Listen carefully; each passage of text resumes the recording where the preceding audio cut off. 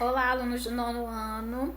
Espero que vocês estejam todos bem e em casa, obedecendo ao isolamento.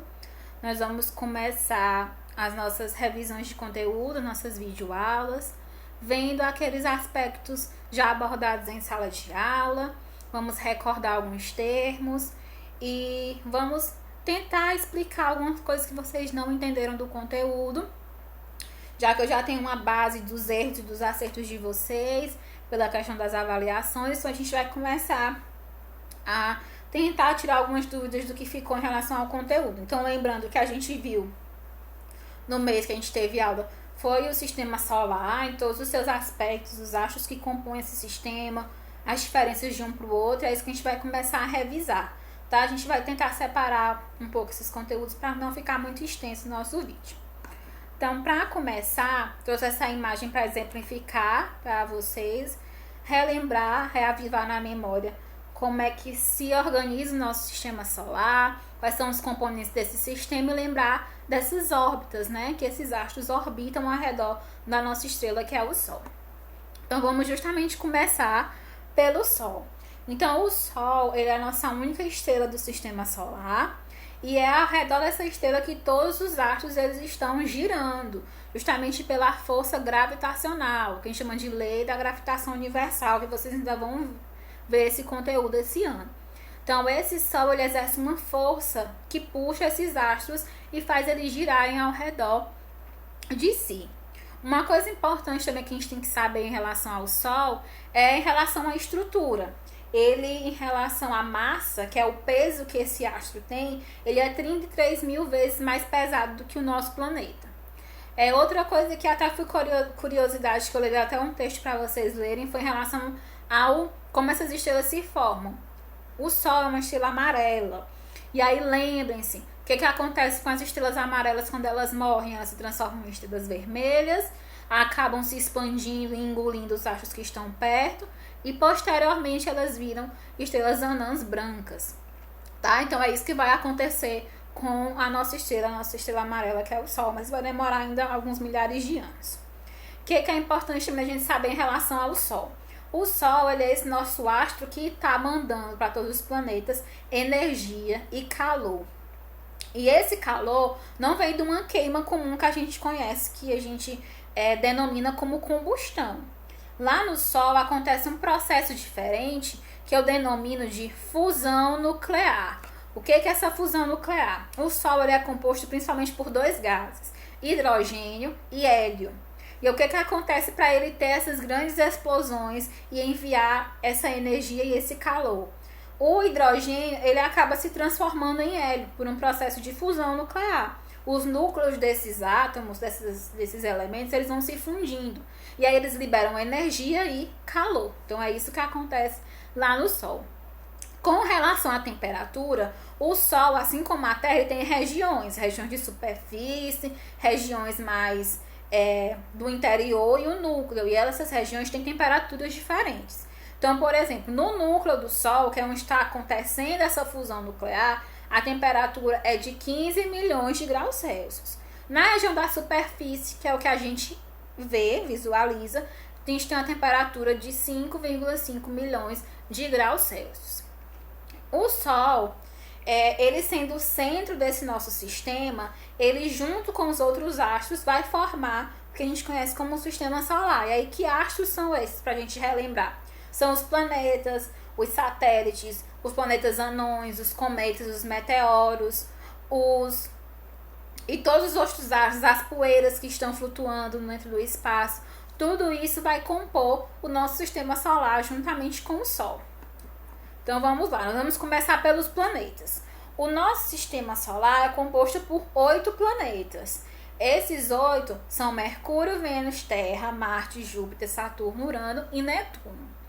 Esses 8 planetas, nós subdividimos eles em 2 grupos. 4 planetas no grupo de planetas rochosos e 4 planetas no grupo de planetas gasosos.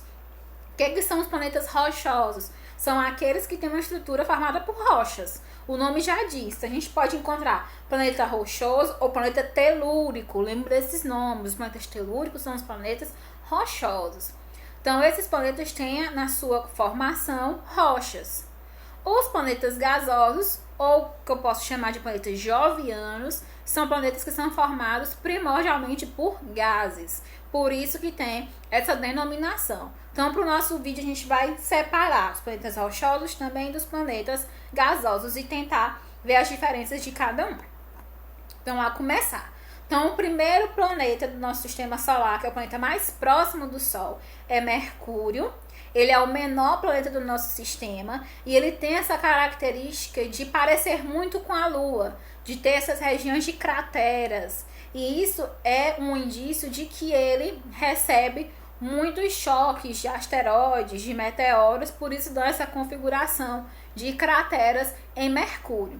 O que a gente também pode relembrar? Mercúrio é um planeta que não tem atmosfera, não tem aqueles gases recobrindo o planeta. Por quê? Porque como ele está muito próximo do Sol, a temperatura é muito elevada. Então esses gases eles acabam evaporando. A rotação de Mercúrio dura 59 dias e a translação 88. Comparado com a gente, a translação é bem rápida, né?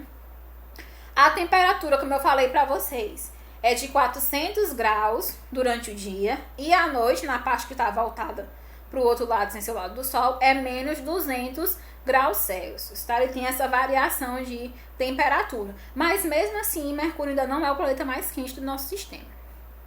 Depois de Mercúrio, o próximo é o planeta Vênus. Esse planeta é um pouco azulado, que é um planeta que dizem que ele é um pouco parecido com o nosso, com o planeta Terra.